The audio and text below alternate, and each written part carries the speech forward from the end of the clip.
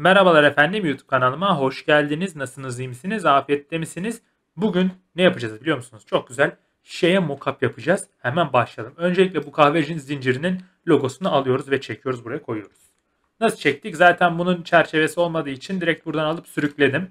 Çerçevesi olsaydı benim önceki videolarımda gösterdiğim üzere o taklidi yapabilirsiniz. Yani kenarları silip. Bunu öncelikle Ctrl T yardımıyla küçültüyorum. Bu videonun kısa hali şeyde mevcut. Instagram sayfamda mevcut. Oradan da bakabilirsiniz. İki tane resme burada yapacağım ki siz de daha iyi detaylı anlamış olun. Burayı ayarladıktan sonra çift tıklıyoruz veyahut burada Blending Options'a tıklayabilirsiniz FX işaretinden. Burada Underline kısmını alt tuşuyla şöyle yapıyoruz bakın. Bakın gördünüz mü? Şuradaki değişimi görün bir. Onu bir alın. İsterseniz böyle sürükle. İstersen böyle.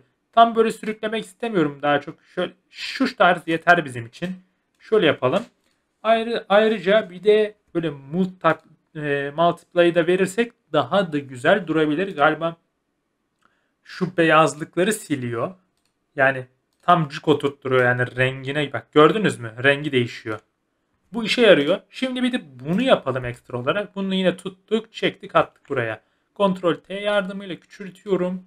Yan çeviriyorum. Şöyle yıldızı tam şöyle baksın ki daha detaylı olsun. Pardon kusura bakmayın.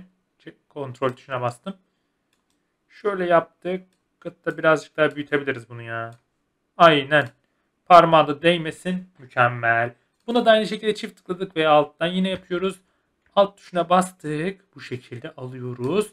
Mükemmel. Şu kıvamıyla arkadaşlar bence mükemmel. Tam böyle kıvamında. Kötü değil. Şöyle yapalım. Ayrıyeten onayladık ve multiply'ı açtık. Buradan bu arada geri gelip yine bunları ayarlayabilirsiniz. Bilginiz olsun.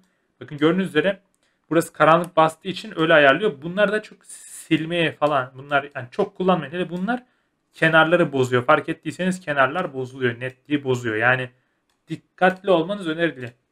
Yani onu söyleyeyim şimdiden. Bu şekilde şişeye mockup yapabilirsiniz. Umarım beğenmişsinizdir. Hoşça kalın.